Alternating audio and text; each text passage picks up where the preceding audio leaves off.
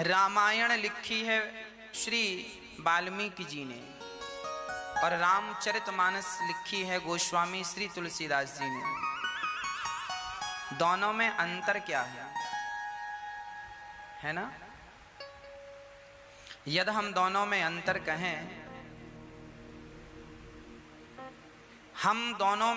कहें, तो इतना ही अंतर है। रामायण जो श्री वाल्मीकि जी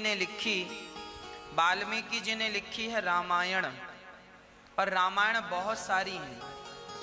आनंद रामायण, वाल्मीकि रामायण, महारामायण, राधे श्याम रामायण, भुसुंडी रामायण, बहुत प्रकार की रामायण है। रामायण का अर्थ क्या है? जो राम का घर हो। राम का अयन मतलब रामायण, जो राम का स्थान घर हो उसे रामायण कहते हैं। तो राम कहाँ है? बोले रामायण में। तो फिर गोस्वामी तुलसीदास जी ने भी रामायण ही लिखी होती। रामचरितमानस लिखने का क्या तात्पर्य है? रामचरितमानस गोस्वामी जी ने केवल इसलिए लिखी कि देखो, राम का घर, हमारा जो मंदिर है वह राम का घर है। हमारे लिए जो हम जैसे मंदिर कहते हैं वह राम के लिए घर है। तो राम के घर में जाने के लिए शर्त है, मंदिर जाने की एक शर्त है, स्नान करके मंदिर जाइए, है ना? तो स्नान कहाँ करेंगे? बोले रामचरितमानस। मानस मतलब सरोवर। मानस का अर्थ होता है सरोवर। आप लोग कहते भी हम मान सरोवर, मानस मतलब सरोवर। तो रामचरित्र मानस, राम के प्रेम का जो सरोवर है वह रामचरितमानस है। पहले आप रामचरितमानस में स्नान कर लीजिए, फिर रामायण में प्रवेश करिए। भाई स्नान करेंगे तब तो प्रवेश होगा मंदिर में।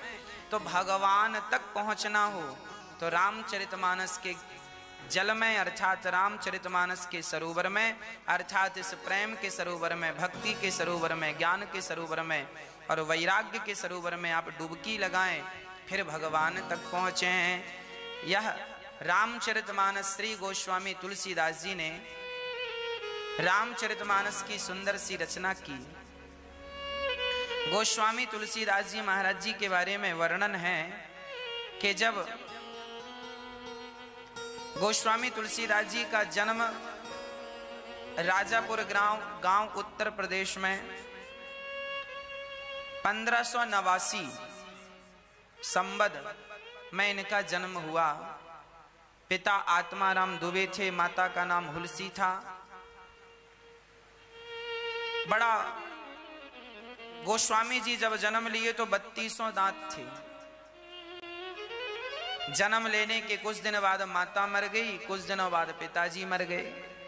अब गांव के लोगों को लगा यह बच्चा बड़ा अपशगुन है। अच्छा, भक्तमाल में हमने पढ़ा तो उसमें लिखा है कि किसी रिश्तेदार ने, तुलसीदास जी छोटे से थे, माता पिता मर गए तो दया आई तो किसी रिश्तेदार ने रखा, तो संयोग से वो रिश्तेदार भी मर गया। अब सारे जग में बदनामी हो गई कि ये बच्चा ऐसा है कि जो रखता है मर जाता है। तो लिखा है भक्तमाल में कि गोस्वामी तुलसीदास जी को लोग देखना भी पसंद नहीं करते थे, लोग भोजन भी नहीं देते थे, इस चक्कर में कि कहीं इसे खिलाएंगे तो कहीं हम मर ना जाएं। गोस्वामी जी का बचपन में बड़ा बहिष्कार हुआ, बड़ा अपमान हुआ, बड़ा अनादर हुआ।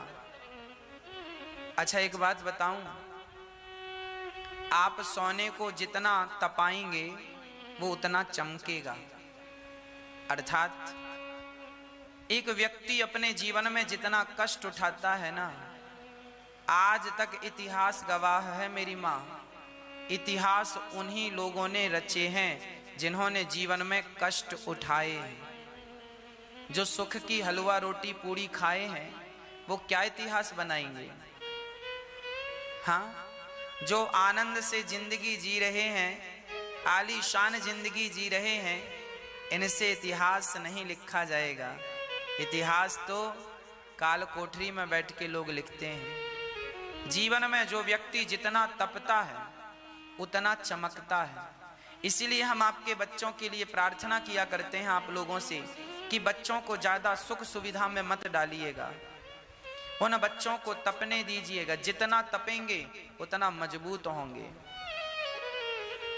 आप जितनी तपस्या करेंगे, पसीना जितना बहाएंगे, जितना स्ट्रगल करेंगे, जितनी मेहनत करेंगे, आप उतने कामयाब होंगे।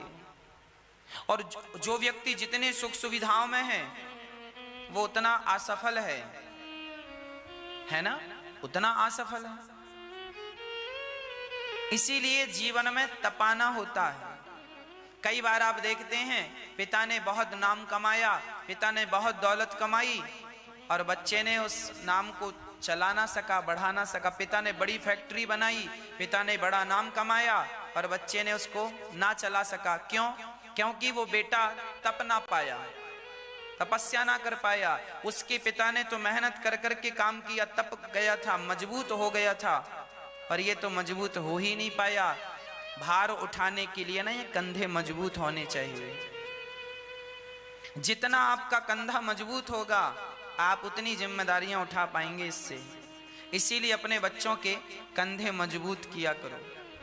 गोस्वामी तुलसीदास जी बाल्यकाल से ही लोगों की दुत्कार सुन रहे हैं, लोगों की गालियां सुन रहे हैं, अपमान और अनादर के बीच में जी रहे हैं।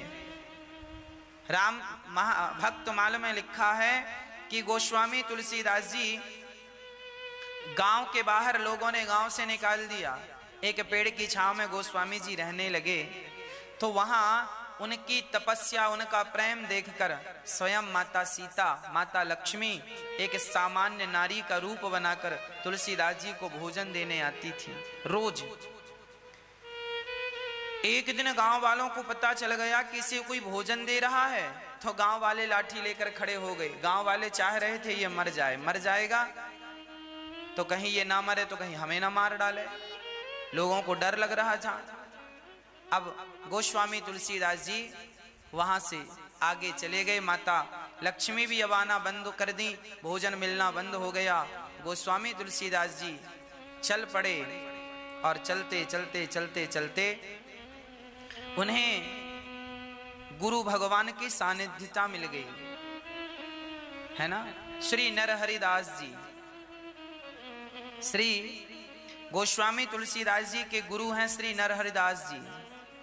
नरहरिदास जी की सानिध्यता मिली और नरहरिदास जी को भगवान ने सपने में कहा कि ये बालक आया है, जन्म से इसके 3200 दांत हैं और जन्म लेते ही राम बोला था, इसीलिए इसका नाम पड़ा है राम बोला। इसे पढ़ाओ।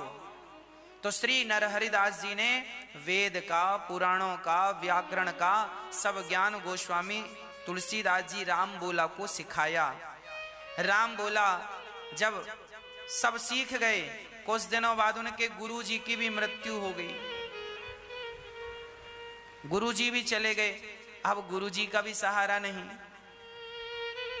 गुरु के बिना ज्ञान नहीं होता। इसीलिए जीवन में गुरुजनों का बड़ा महत्व है। इसीलिए गोस्वामी जी जब ग्रंथ की शुरुआत करते हैं ना, तो सबसे पहली वंदना गुरुजनों के चरणों में करते हैं। हमने आज पढ़ा कि श्री याज्ञवल्क्य जी कह रहे हैं कि गुरु ने हमें जो ज्ञान दिया है उस ज्ञान के बदले हम दुनिया में, हमारे पास ऐसी कोई दौलत नहीं है जिस दौलत को हम देकर गुरु के ज्ञान का कर्ज चुका सकें। जैसे कभी माता का कर्ज नहीं चुका। दुनिया में आप आज तक इस दुनिया में किसी ने इतना धन नहीं कमाया कि वो अपनी कमाई से माता का कर्ज चुका सके। आप कितनी भी दौलत कमा लो, सारी दुनिया के राजा बन जाओ, फिर भी आपकी दौलत गुरु का कर्ज चुकाने के लिए कम है, माता का कर्ज चुकाने के लिए कम है और पिता का कर्ज चुकाने के लिए कम है। इसलिए कभी अपने गुरुजनों का, माता का, पिता का अपमान अनादर ना कीजिएगा। गोस्वामी तुलसीदास जी महाराज फिर काशी आए, वहां विद्वानों के बीच में रहे और कुछ दिनों बाद उनका मन हुआ कि चलो हम गांव चलें। तो तुलसीदास जी पढ़ लिख कर विद्वान होकर अपने गांव चले गए। तो जब गांव गए उस समय तुलसीदास जी की बड़ी ख्याति हो गई थी, बड़े विद्वान हो गए थे गोस्वामी तुलसीदास जी। तो एक दिन वहां पर अपने गांव राजापुर में जब गए ना, तो गांव वाले बड़ा सम्मान करने लगे। रे भैया, हमारे गांव का बच्चा बड़ा विद्वान हो गया, तो सम्मान करो। जो लोग खाना नहीं देते थे, अब तो उन्होंने एक तुलसीदास जी के लिए घर बनवा दिया, खाने पीने की व्यवस्था कर दी। अब दूर दूर से लोग आने लगे जानकारी लेने, नाम बढ़ गया, ख्याति बढ़ गई, गांव भी जगमग जगमग जलने लगा, अर्थात आनंद हो गया। तभी गांव वालों ने कहा, सुनो, तुम्हारे पिताजी नहीं है, माताजी नहीं है, अब तुम्हारा वंश आगे कैसे बढ़ेगा। देखो उस जमाने में भी लोग वंश की बातें करते थे। जैसे लोग आज हैं ना, वैसे ही लोग तब भी थे। आप ये मत सोचिएगा कि कुछ बदल गया, कुछ नहीं बदला, ज्यों का त्यों है सब। तब की सोच भी वैसी थी, आज की सोच भी वैसी ही है ना। गोस्वामी तुलसीदास जी से लोगों ने कहा कि आप विवाह कर लो तो आपके बच्चा हो जाए और आपका वंश आगे चल जाए। गोस्वामी जी को भी लगा कि ठीक कह रहे हैं, कर लेना चाहिए। तो पास में एक विद्वान पंडित जी थे, उनकी बेटी का नाम था रत्नावली। रत्नावली से उन्होंने विवाह कर लिया। अच्छा, विवाह किया तो माता का प्यार मिला नहीं, पिता का प्यार मिला नहीं, तो पत्नी आई। तो पत्नी थोड़ा प्यार करती है, अब प्यार करती है तो तुलसीदास जी को अच्छा लगता है, ये प्यार करती। प्यार मिला ना पहली बार, कभी बच्चे को प्यार मिला नहीं था, आज प्यार मिला। तो गोस्वामी जी उसके प्यार से बड़ा प्रभावित रहे। और बस एक दिन घर से कहीं गए थे तुलसीदास जी, विद्युत गोष्ठी में गए होंगे कहीं, तभी उनका भैया आ गया और रत्नावली से बोला कि मायके में कोई इमरजेंसी काम है, आप चलो। तो रत्नावली ने कहा, पति तो है नहीं, कैसे चलें। तो पड़ोसियों को बता दिया कि बहुत इमरजेंसी है। तो अब उस जमाने में टेलीफोन तो था नहीं कि मोबाइल लगा दें। तो रत्नावली चल पड़ी। जब गोस्वामी तुलसीदास जी आए, कहा कि मेरी पत्नी कहाँ है। तो पड़ोसियों ने कहा, उसका भाई आया था आपकी पत्नी का, और कोई बहुत काम आ गया है, कोई गड़बड़ हो गई है, तो मायके चली गई। अब तो तुलसीदास जी बड़े परेशान हो गए। परेशान ऐसे हो गए कि अब क्या करूं मैं, अब कैसे जाऊं। तो गोस्वामी तुलसीदास जी अपनी पत्नी के प्रेम में इतने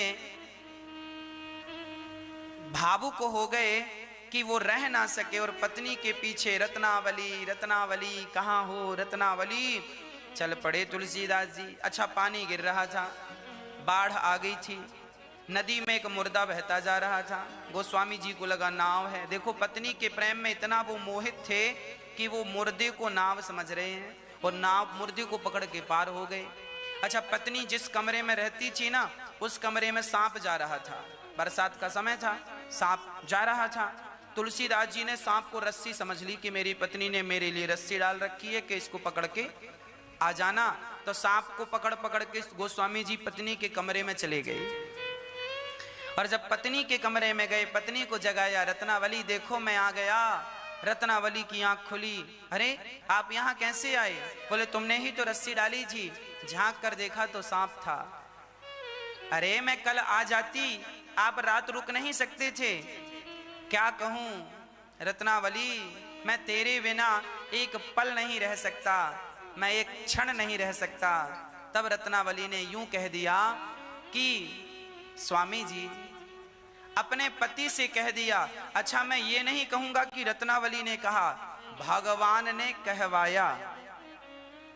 रत्नावली ने कहा अपने पति से, स्वामी जी जितना प्यार मुझसे करते हैं इतना रघुनाथ जी से किया होता तो कल्याण हो गया होता। बस ये शब्द थे कि तुलसीदास जी को बात समझ में आ गई कि बात सही कह रही है। मैं संसार के पीछे इतना परेशान हूँ, पागल हूँ। भोगों के पीछे पागल हूँ, मैं रघुनाथ जी से प्यार कर लेता तो सचमुच मेरा कल्याण हो जाता, मैं कहाँ संसार में उलझ रहा हूँ। तुलसीदास जी तुरंत उल्टे पांव वापस चले गए। अच्छा, तुलसीदास जी के जाने के बाद रत्नावली को बड़ी ग्लानि हुई। रत्नावली को लगा राम राम, मैंने अपने पति का अपमान कर दिया। और पत्नी तुलसीदास जी का चिंतन करते करते रत्नावली ने प्राण त्याग दिए। बड़ी पतिव्रता नारी थी, वो तो भगवान उसके मुंह से ये बुलवाना चाहते से तो बुलवा दिया। और रत्नावली ने प्राण त्याग दिए तुलसीदास जी के वियोग में। वो बड़ी पतिव्रता स्त्री थी, उन्होंने प्राण त्याग दिए। और गोस्वामी तुलसीदास जी फिर लौटकर राजापुर अपने गांव नहीं आए। भगवान का चिंतन करते करते सारे भारत का भ्रमण किया, सारी भाषाओं का नॉलेज लिया। अवधी भाषा में उन्होंने अयोध्या में जाकर, और अयोध्या में आज भी जहां कनक भवन जी बैठे हैं, जहां हनुमान जी हनुमानगढ़ी में बैठे हैं, वहां पीछे एक पंचवटी थी, मतलब 5 वृक्ष थे बड़े बड़े, वहां सुंदर सी छाया थी। वहां पर एक महात्मा जी रहा करते थे। उन महात्मा जी ने कहा कि तुलसीदास जी को सपना आया कि आप यहाँ पर जाओ। वहां वो महात्मा के पास गए तो महात्मा जी बोले, तुलसीदास मैं आपका ही इंतजार कर रहा था, अब आप यहाँ रहो और आप एक ग्रंथ लिखो जिसको आप चाह रहे हैं लिखना। उस अयोध्या की पावन धरा पर बैठकर गोस्वामी श्री तुलसीदास जी ने पवित्र से रामचरितमानस जैसे महाग्रंथ को लिखना आरंभ किया। हाँ, और वही महाग्रंथ जो गोस्वामी तुलसीदास जी ने लिखा, तुलसीदास जी रोज भगवान की कथा सुनाया करते थे। और एक दिन उनकी कथा हनुमान जी सुनने आते थे। वो शौच का पानी बचता था तो एक बेर के जड़ में डालते थे। एक प्रेत प्रसन्न हो गया, बोले तुलसीदास जी आपने हमें पानी बहुत पिलाया है, चाहते क्या हो? तुलसीदास जी कहते हैं बस एक ही चाहत है, बस राम का दर्शन करना चाहता हूँ। देखिए, जो भक्तों की सच्ची भावनाएं होती हैं ना, भक्त तो भगवान के सिवा कुछ चाहता ही नहीं है। तुलसीदास जी ने कहा मैं सिर्फ राम का दर्शन करना चाहता हूँ, बस मुझे राम का दर्शन करा दीजिए। प्रेत ने कहा मैं तो राम का दर्शन नहीं करा सकता, पर ये रास्ता जरूर बताता हूँ कि जब आप कथा सुनाते हैं तो सबसे पीछे एक सांवला सा आदमी आकर बैठता है, वो हनुमान जी हैं, आप उनके चरण पकड़ लेना, वो आपको जरूर राम जी का दर्शन करा देंगे।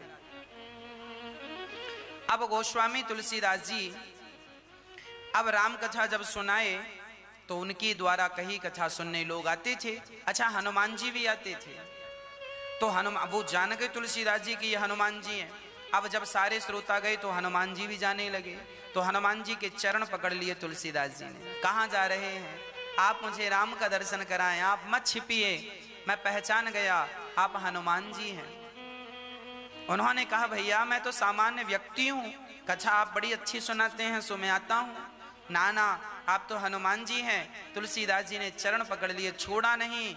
तब हनुमान जी को मजबूरी में प्रकट होकर दर्शन देना पड़ा। और हनुमान जी से यही चाहा तुलसीदास जी ने कि हे हनुमान जी, आपने तो कई बार राम का दर्शन किया है, मुझे जैसे अधम को भी राम का दर्शन करा दीजिए। जब दर्शन की चाहत रखी तो हनुमान जी ने कहा आपको हम दर्शन कराएंगे। ये घटना चित्रकूट की है ना। तो वहां पर चित्रकूट के घाट में चंदन घिस रहे थे और रोज तुलसीदास जी चंदन का दान करते थे सबको। देखो चंदन दान, चंदन लगाते थे सबको। आज जब चंदन लगाने लगे तो स्वयं राम जी इनसे चंदन लगवाने, इतना प्रेम से चंदन लगाते, इतना प्रेम से भजन करते कि स्वयं राम लक्ष्मण आते। और जब राम लक्ष्मण आ गए तो तुलसीदास जी अपने मस्ती में चंदन लगा रहे थे, उन्होंने तो पहचाना नहीं। तब हनुमान जी ने दोहा गाया कि चित्रकूट के घाट में भाई संतन की भीड़, तुलसीदास चंदन घिसे तिलक ले रघुवीर। तुलसीदास जी को जब हनुमान जी ने ये बात कही उन्हें स्मरण आ गया कि मैं तो राम के दर्शन के लिए खड़ा हूँ। और राम लक्ष्मण जब चंदन लगवाए, तुलसीदास जी जाग गए भाव से और उन्होंने देखा भगवान को, चरणों में गिर पड़े। हे नाथ, मैं कृतार्थ हो गया। राम जी के चरणों को प्रत्यक्ष दर्शन भगवान राम का गोस्वामी श्री तुलसीदास जी ने किया। ऐसे महान गोस्वामी श्री तुलसीदास जी महाराज, जिन्होंने हम सभी को रामचरितमानस जैसा महाग्रंथ तैयार करके दिया, जिन्होंने अनेक बार भगवान श्री राम का दर्शन किया। जब रामायण रामचरितमानस पूरी तैयार हो गई तो लोगों ने बड़ा विरोध किया कि भाई इसको आपने हिंदी में क्यों लिखी। उस जमाने में सारे ग्रंथ संस्कृत में लिखे जाते थे। तो तुलसीदास जी का बड़ा विरोध किया विद्वानों ने कि आपने रामचरितमानस लिखी है और आपने हिंदी में लिखी है, हम स्वीकार नहीं करेंगे। तब काशी विश्वनाथ के मंदिर में भगवान शंकर के पास और विद्वानों ने भी संस्कृत में अपने ग्रंथ लिख डाले इसके कंपटीशन में, और सारे ग्रंथों को ले जाकर वहां पर काशी विश्वनाथ जी के पास रख दिया गया। और वहां शंकर जी से कहा गया कि जो ग्रंथ सबसे ऊपर मिलेगा सुबह, उसी को मान्यता दी जाएगी। दरवाजा लगा दिया गया, पहरेदारी लगा दी गई, ताला बंद कर दिया गया। शंकर जी के आसपास सारे ग्रंथ जमा दिए गए और जब सुबह हुई सबने दरवाजा खोला और देखा तो सबसे ऊपर रामचरितमानस लिखी थी और शंकर जी के सिग्नेचर थे। शंकर जी ने लिख दिया, सत्यम शिवम सुंदरम, सत्यम शिवम सुंदरम। रामचरितमानस गोस्वामी श्री तुलसीदास जी ने ऐसा ग्रंथ लिखा, उस जमाने में हिंदी लुप्त हो रही थी। गोस्वामी तुलसीदास जी ने जिस जमाने में रामचरितमानस लिखी, उस जमाने में अंग्रेजों का शासन था भारत में और हिंदी उर्दू का प्रचलन ज्यादा हो गया था। लगभग हिंदी विलुप्त होने की स्थिति पर थी, पर रामचरितमानस को अवधी भाषा में हिंदी में लिखकर गोस्वामी तुलसीदास जी ने केवल राम का ही नहीं अपितु भाषा की भी रक्षा की।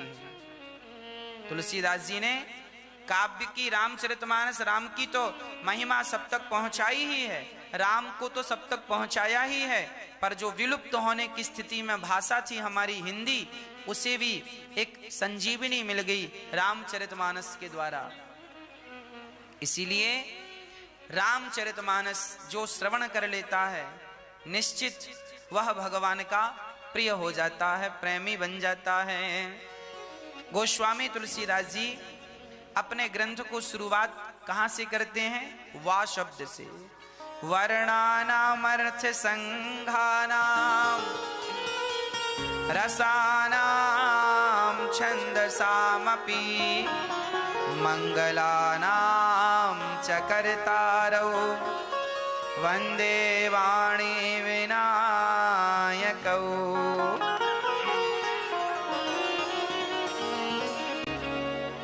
अक्षरों को, अर्थ समूह, रसों को, छंदों को, और अच्छा गोस्वामी तुलसीदास जी ने अक्षरों को भी प्रणाम किया, शब्दों को भी प्रणाम किया।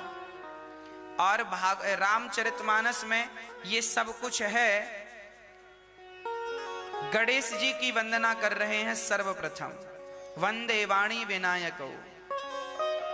गणेश जी को प्रणाम इसीलिए किया जाता है प्रथम में, ताकि कोई विघ्न ना हो। विघ्न विनाशक कहते हैं गणेश जी को। इसीलिए गणेश जी की पूजा हम सभी सर्वप्रथम करते हैं, सिर्फ इसीलिए क्योंकि वो विघ्न को आने नहीं देते। अक्षरों की, अर्थ समूहों की, रसों की, छंदों की, सबकी वंदना, गणेश जी की वंदना गोस्वामी जी करते हैं। फिर भवानी शंकरौ वंदे, माता पार्वती और भगवान शंकर की वंदना करते हैं। क्यों वंदना करते हैं? क्योंकि यह श्रद्धा विश्वास रूपिणौ मां पार्वती श्रद्धा है और भगवान शंकर विश्वास है। शंकर जी कौन है? विश्वास, श्रद्धा विश्वास रूपिणो। श्रद्धा विश्वास की प्रतिमूर्ति भगवान शंकर है, मां पार्वती है। इसीलिए ऐसी भवानी शंकर ऐसे श्रद्धा और विश्वास के स्वरूप श्री पार्वती जी और श्री शंकर जी की वंदना कर रहे हैं। विश्वास सीखना है, विश्वास प्राप्त करना है तो भगवान शंकर की शरण में जाएं।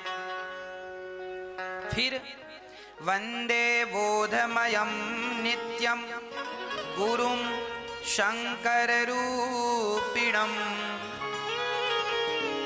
भगवान शंकर स्वरूप गुरु को गोस्वामी तुलसीदास जी गुरु की वंदना करते हैं। गुरु जी के चरणों में पावन नमन कोटि कोटि वंदन।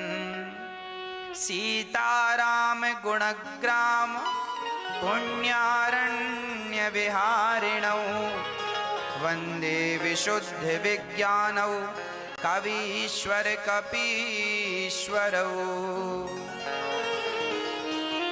हाँ प्रिय भक्तों, भगवान श्री राम के गुण समूह रूपी वन को, वन में विहार करने वाले श्री सीताराम को गोस्वामी जी ने प्रणाम किया। और कवीश्वर और कपीश्वर, कवीश्वर मतलब वाल्मीकि जी और कपीश्वर मतलब श्री हनुमान जी।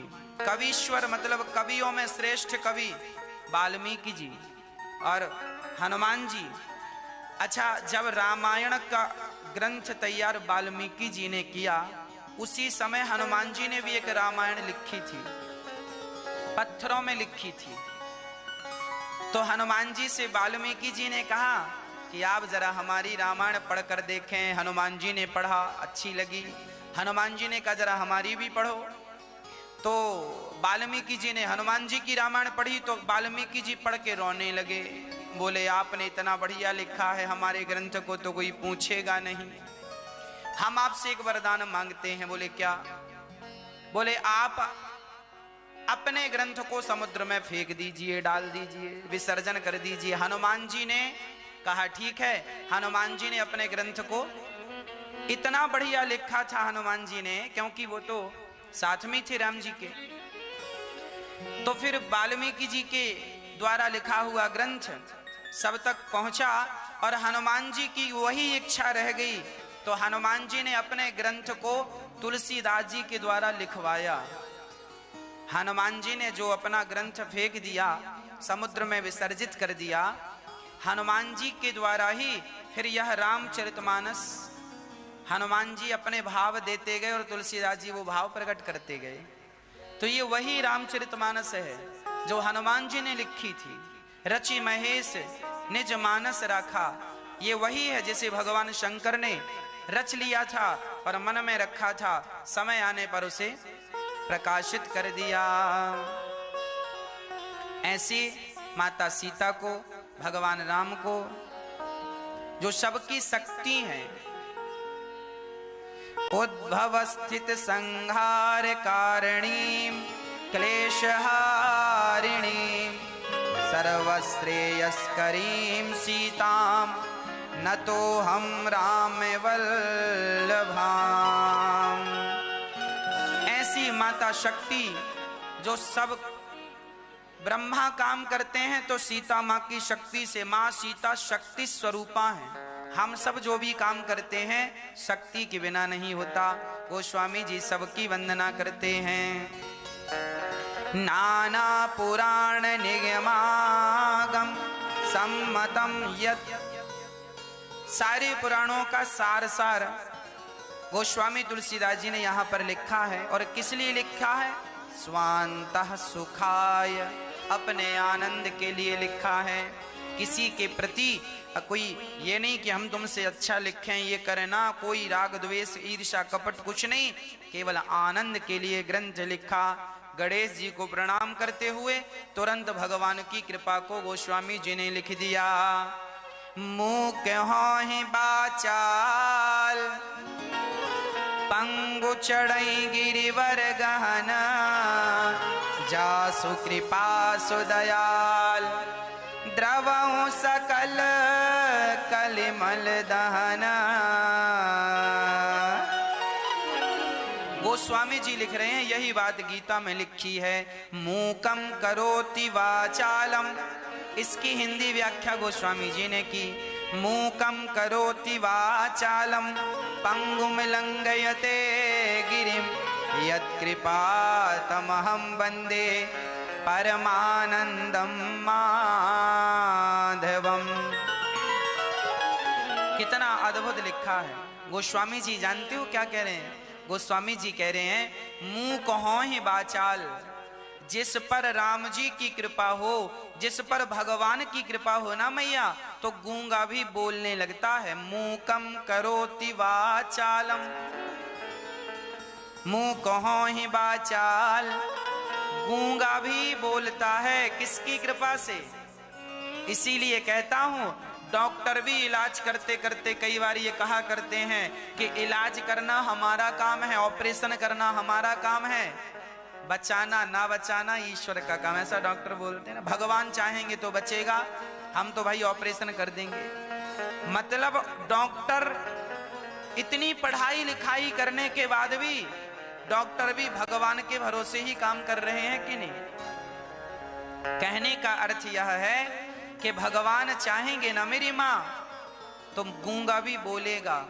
इसीलिए आप सबसे ज्यादा विश्वास केवल भगवान पे किया करो, अपने राम पर विश्वास किया करो, अपने श्याम सुंदर पर विश्वास किया करो। हमारे सीताराम जो हैं, हमारे राम जी सब कुछ करने की ताकत रखते हैं। गूंगा भी बोल सकता है। और पंगु चढ़हि गिरिवर गहन, लंगड़ा भी पहाड़ लांग जाता है। लंगड़ा भी, ये जो बात लिखी है ना, ये मुझ में पूरी घटित हो रही है।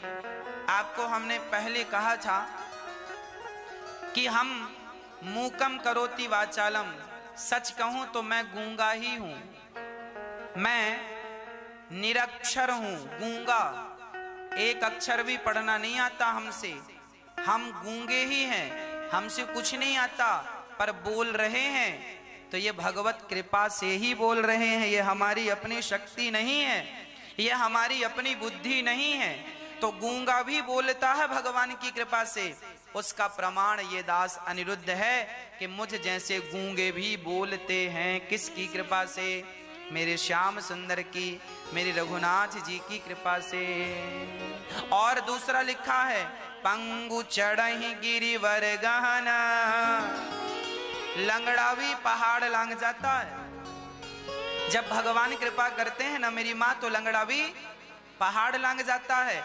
आपको हमने बताया था कि हम लगभग 2013-14 में हम छत से गिर गए थे, 20 फीट ऊपर से गिर गए थे और हमारा कोल्हू टूट गया था। डॉक्टर को एक्सरा कराए, डॉक्टर ने कहा ये तो हड्डी चूरा हो गई है, बिखर गई है अंदर अंदर चूरा होके। डॉक्टर ने कहा ऑपरेशन करना पड़ेगा, पर बोला कि थोड़ा सा हड्डी के ऊपर हड्डी ऐसे चढ़ गई थी। 20 फीट ऊपर से गिरा था ये दास अनिरुद्ध, हम गिर गए थे ऊपर से, छत से, दूसरी मंजिल से। 20 से 25 फीट की ऊंचाई रही होगी, क्योंकि एक छत लगभग 11-12 फीट का होता है, तो 2 छत थे, तो लगभग 23-24 फीट की ऊंचाई थी। गिर गए और जब गिरे तो कोल्हू हड्डी के ऊपर चढ़ गई। डॉक्टर के पास ले जाया गया। डॉक्टर ने कह दिया कि ऑपरेशन करना पड़ सकता है और उसके बाद भी ठीक हो जाए, कोई गारंटी नहीं। डॉक्टरों ने कहा ये आदमी, हमको कहा कि अब ये जीवन भर लंगड़ाता हुआ चलेगा, क्योंकि अब हड्डी जुड़ेगी तो थोड़ी बहुत छोटी बड़ी हो जाएगी। तो उन्होंने मेरे पांव के घुटनों में छेद करके ईंट लटका दी। हड्डी टूटने वाले को ना ईंट लटका देते हैं, तो 4 ईंट लटकी रही, फिर 3 ईंट, फिर 2 ईंट। 2 महीने तक ईंट लटकी रही, मैं बिस्तर में पड़ा रहा। मैं उतने ऊपर से गिरा पर मरा नहीं। मुझे आज पता चला कि भगवान ने मुझे बचाया क्यों।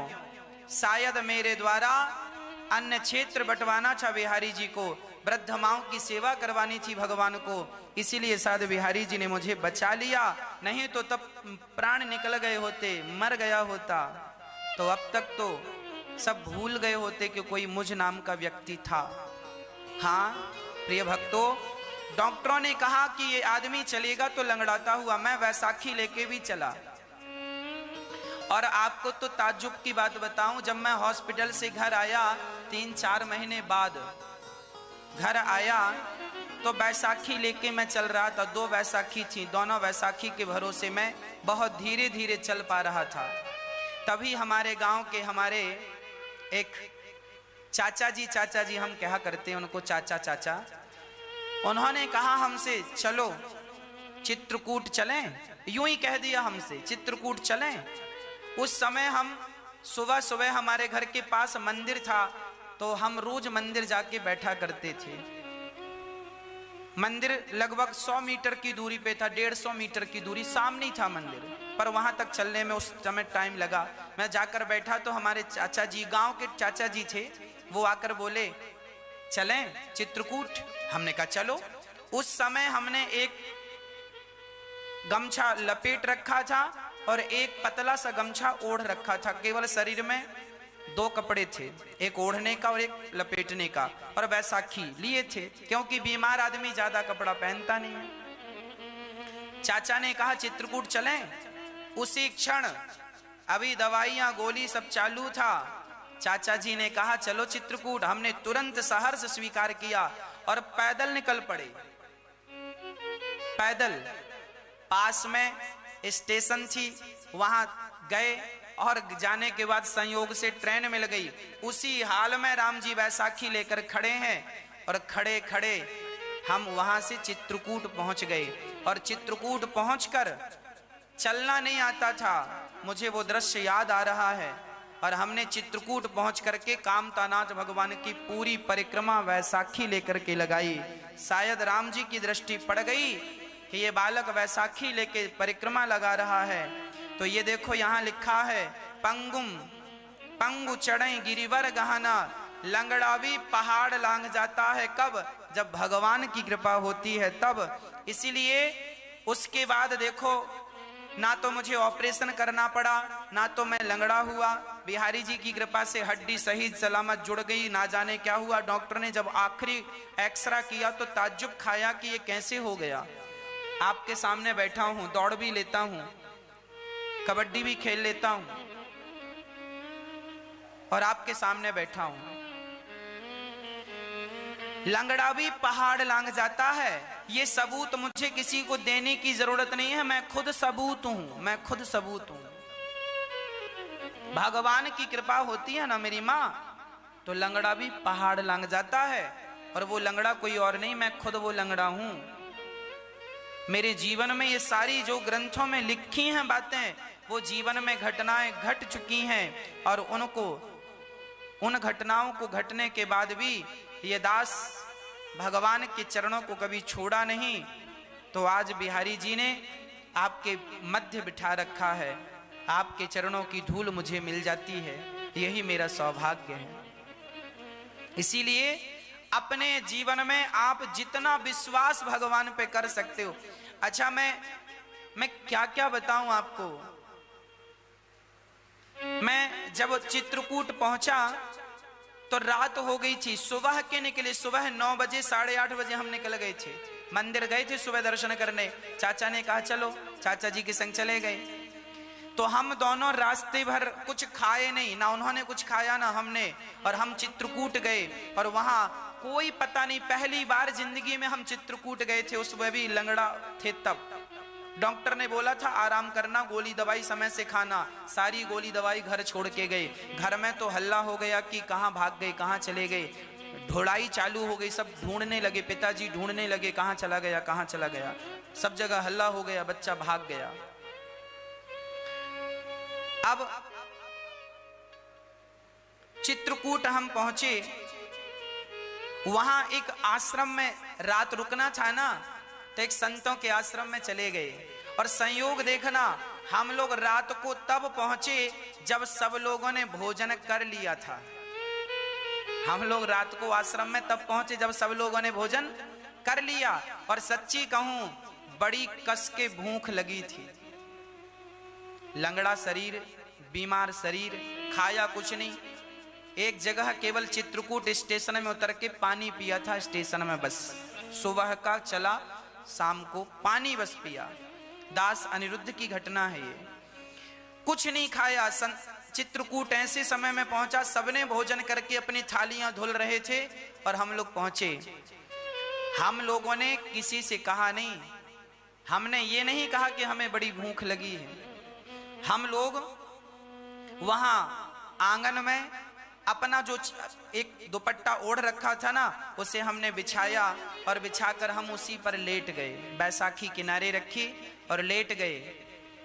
किसी से मांगा नहीं कि भोजन चाहिए, भूख लगी है। पर कहते हैं ना कि भगवान मन को जानते हैं। तभी वहां पर अचानक एक महात्मा जी आ गए और महात्मा जी ने देखा।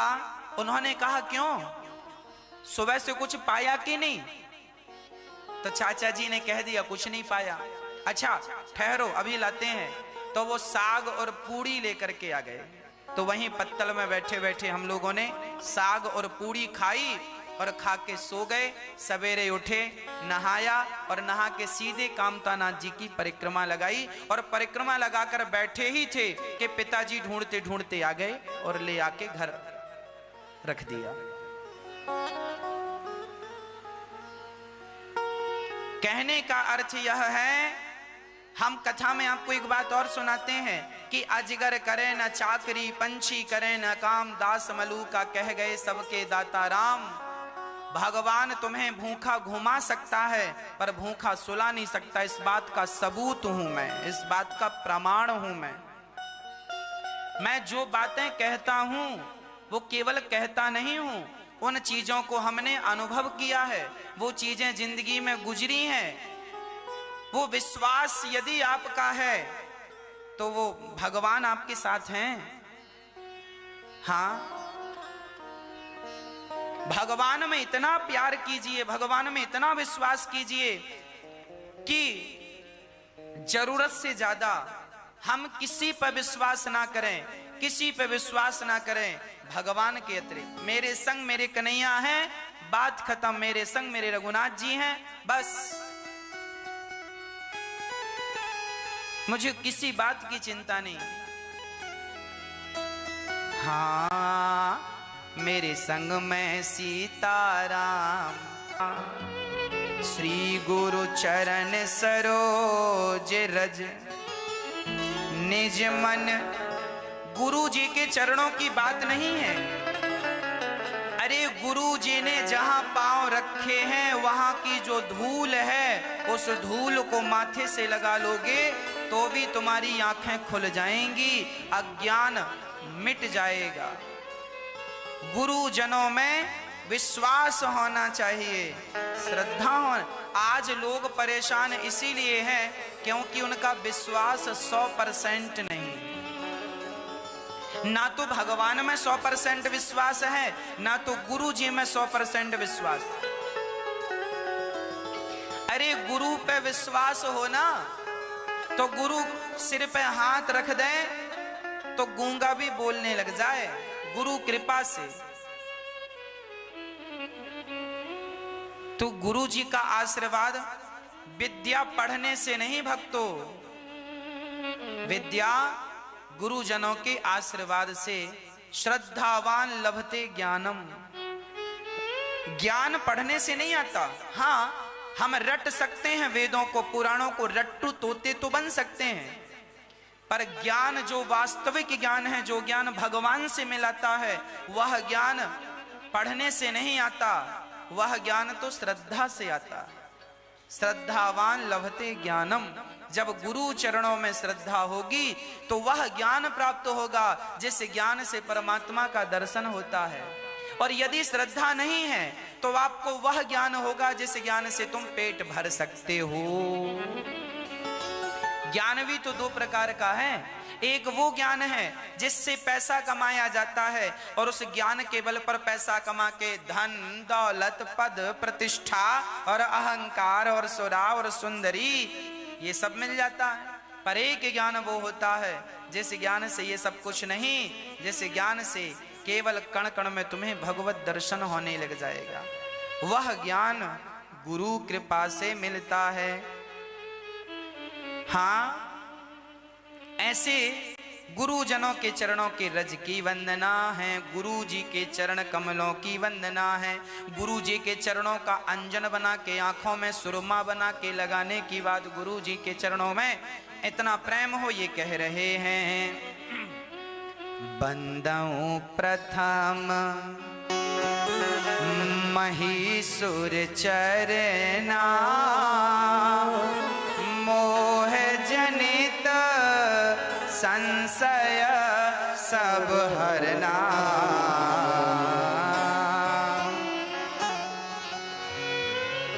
प्रथम वंदना किसको? ब्राह्मणों को, विप्रजनों को। आप सदा ब्राह्मणों का सम्मान किया करिए। ब्राह्मण का सम्मान क्यों?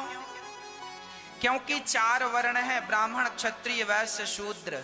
चारों वर्ण वंदनीय हैं, चारों वर्ण सम्माननीय हैं। पर इन चारों वर्णों को एक सूत्र में बांधकर ज्ञान के धागे में पिरोके रखने वाला एक गुरु होता है, ब्राह्मण होता है। इसीलिए ब्राह्मण वही ब्राह्मण है जो यज्ञ कराते हैं। भगवान तो देवता तो स्वर्ग में रहते हैं, पर ब्राह्मण मंत्र पढ़ पढ़ के और आपके घर में भगवान को स्थापित कर देते हैं।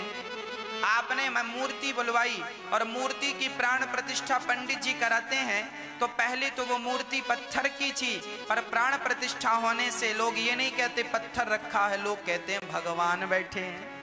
तो प्राण प्रतिष्ठा ब्राह्मण में इतनी ताकत है कि वो भगवान को उठाकर वहां से अपने मंत्रों के द्वारा और मूर्ति में स्थापित कर देने की ताकत मंत्रों में है। वह मंत्र ब्राह्मण जानते हैं, इसीलिए ब्राह्मणों की वंदना।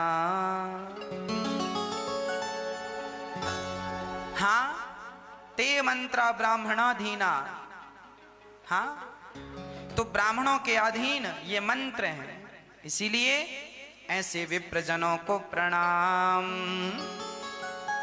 वाल्मीक नारद घट जोनी, निज निज मुखानी कहीं निज होनी। बिनु सत्संग विवेक न होई, राम कृपा बिनु सुलभ न सोई।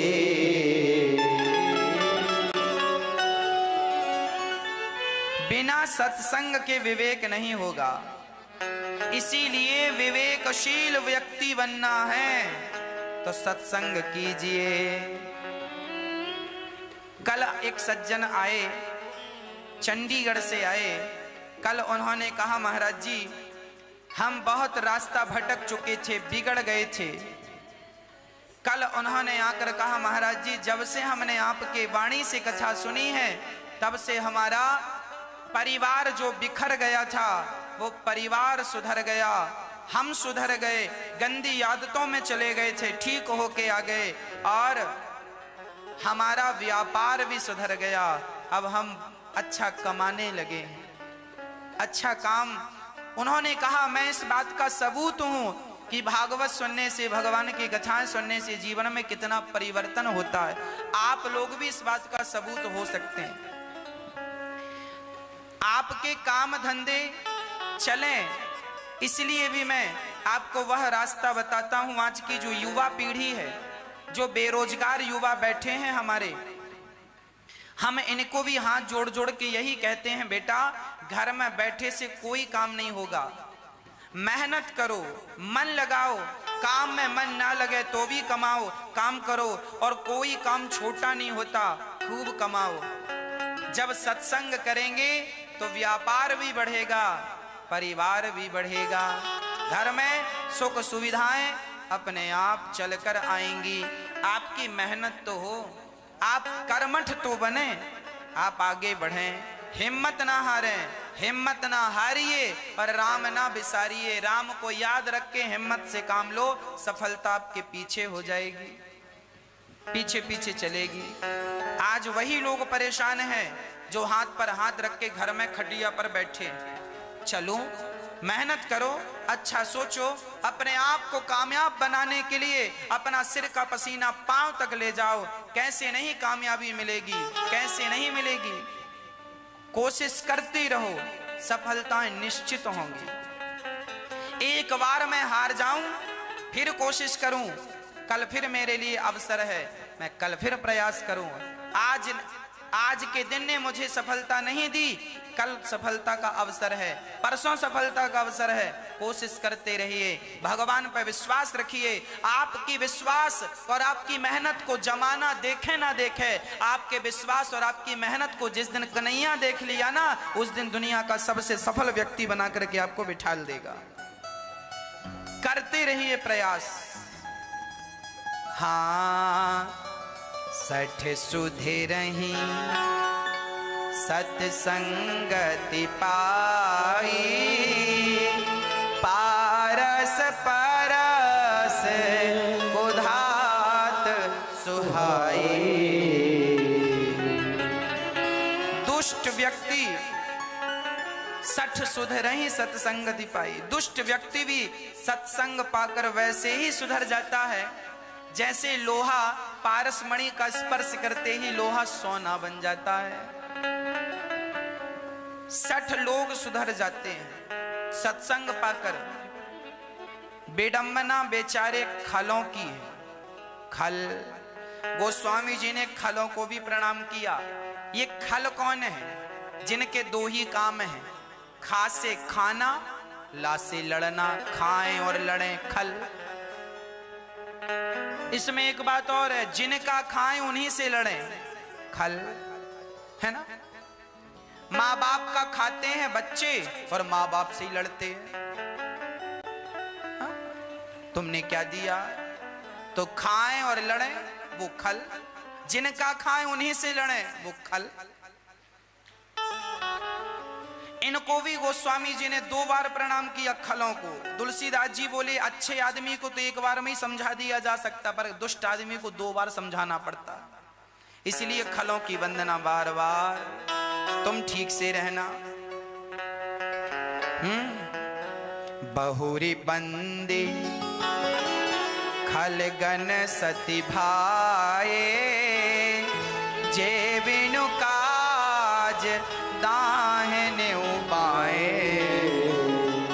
दुष्ट आदमी आपके दाएं बाएं चलता है, वो आपकी कमियां ढूंढता, कहां कमी रह जा, कहां हम छाप दें इनको। इसीलिए गोस्वामी जी कह रहे हैं, खलों को भी ना, जो आदमी आपकी ज्यादा बुराई करता हो, जो आदमी आपसे बड़ा द्वेष रखता हो, जो आदमी आपके बारे में केवल गलत गलत सोचता हो, लोगों को बताता हो, ऐसे आदमी को भी बुला के ना उसका जरा सम्मान किया करो। ऐसे आदमी की ना आरती उतारना चाहिए। जय खल देवा। दुष्ट आदमी की आरती उतारनी चाहिए। इसीलिए आरती उतार दोगे ना, खुश हो जाएगा।